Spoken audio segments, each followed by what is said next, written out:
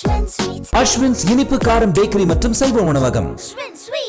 சென்னை எழிலகத்தில் காலமுறை ஊதியம், தொகுப்பூதியத்தில் பணி நியமனம் ரத்து உள்ளிட்ட 10 அம்ச கோரிக்கைகளை வலியுறுத்தி 2வது நாளாக உண்ணாவிரத போராட்டத்தில் ஈடுபட்டுள்ள சத்துணவு ஊழியர்களில் 2 பேர் மயக்கமடைந்திருப்பதால் பரபரப்பு ஏற்பட்டிருக்கிறது. விவரங்களை நம்முடைய செய்தியாளர் லதா வழங்க நாம் கேட்கலாம். லதா, விரிவான வணக்கம்.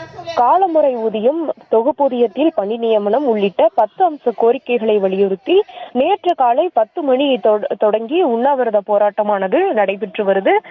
சென்னை எழிலக வளாகத்தில் அந்த தமிழ்நாடு சத்துணவு ஊழியர்கள் சங்கத்தினர் சுமார் 50க்கும் மேற்பட்டோர் உண்ணாவிரத போராட்டத்தை மேற்கொண்டு வரக்கூடிய நிலையில இன்றைய தினம் 2வது நாளாக இவர்கள் இந்த உண்ணாவிரத போராட்டத்தை மேற்கொண்டு வருகிறார்கள். அந்த வகையில பார்த்தோம்னா தொடர் உண்ணாவிரதம் காரணமாக கடந்த நேற்றிலிருந்தே தொடர் உண்ணாவிரதத்தின் காரணமாக 2 பெண் ஊழியர்கள் மயக்கமடைந்து அவர்களுக்கு முதல் உதவியும் கூட அளிக்கப்பட்டு அவர்களை ஆம்புலன்ஸில் அழைத்து சென்றிருக்கக்கூடிய ஒரு நிலையானது ஏற்பட்டிருக்கு.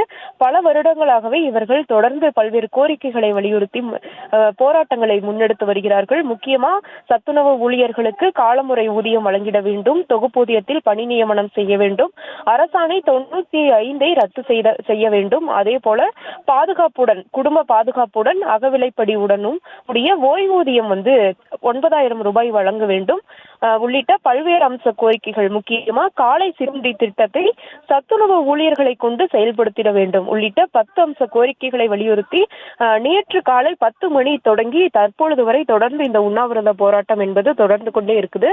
அந்த வகையில தொடர் உண்ணாவிரத போராட்டத்தின் காரணமாக 2 பெண் சத்துணவு ஊழியர்கள் மயங்கி விழுந்த ஒரு நிலையில அவர்களுக்கு முதல் உதவி அளிக்கப்பட்டு ஆம்புலன்ஸ் மூலம் மருத்துவமனைக்கு அழைத்து செல்லப்பட்டிருக்கிறார்கள். தற்போதைய விவரங்களுக்கு நன்றி லதா.